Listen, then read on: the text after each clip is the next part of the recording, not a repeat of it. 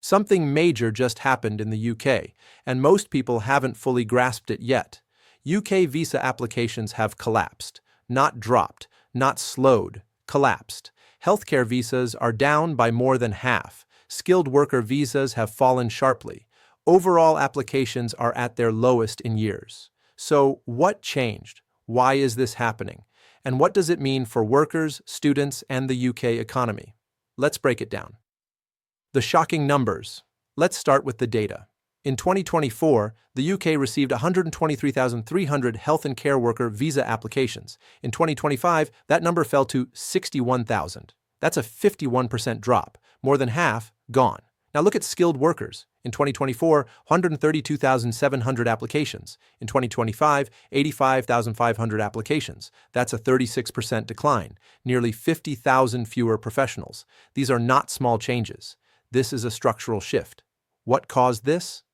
This didn't happen by accident. After taking office, the Labour government moved fast. By summer 2025, they introduced major restrictions. Overseas recruitment for care workers was completely stopped.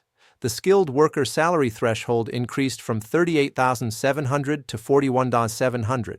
Conservative-era restrictions were kept in place. Family dependence for care workers remained banned. In simple terms, fewer jobs qualify, higher salaries required, stricter rules across the board. This was deliberate. The government's message is clear. They want fewer foreign workers. It didn't stop with work visas. The impact spread to other visa types too. Student visas. In 2023, 618,900 applications. In 2024, 430,500 applications. In 2025, 447,900 applications. After banning most student dependents, numbers collapsed and never recovered. Family visas, down 12% year-on-year to 81,200 applications, and fell even further after refugee family reunion was paused in September.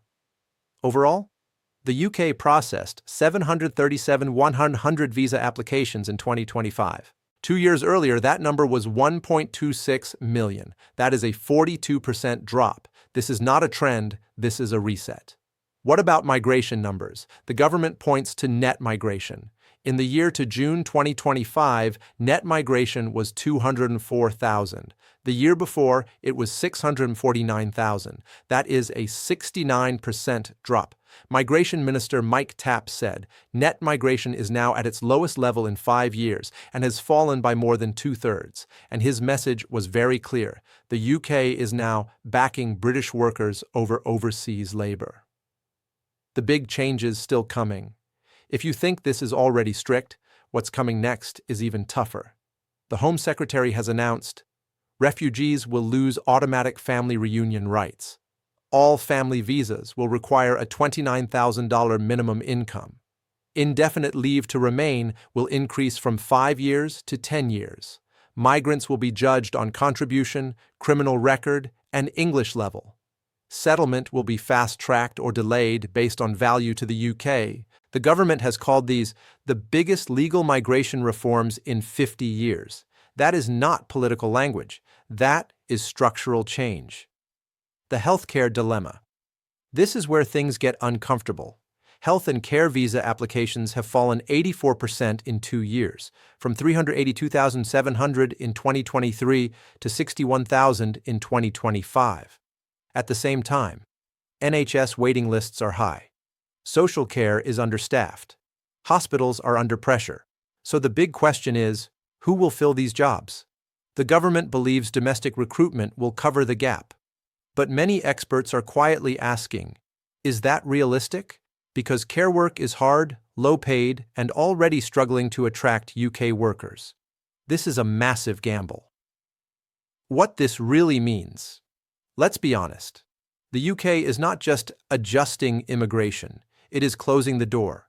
Higher salaries, fewer eligible jobs, no family roots, longer settlement timelines, stricter language rules, contribution-based filtering. This is a philosophy shift. From come and contribute to prove you deserve to stay. That's the new reality. Who this affects most, this impacts healthcare workers, care workers, skilled professionals, international students, families, universities, employers. and entire industries built on overseas talent. The UK is betting it can train and supply its own workforce. Whether that works remains to be seen. 2025 will be remembered as the year the UK changed direction. Not slightly, not quietly, but clearly. The numbers don't lie. Visa applications are down, migration is down, and the door is closing. Whether you see this as control or self-harm depends on your view. But one thing is certain, the UK immigration landscape has changed, and it's not going back. If this helped you understand what's happening, share it. And comment below, do you think the UK has gone too far or not far enough? Thanks for watching.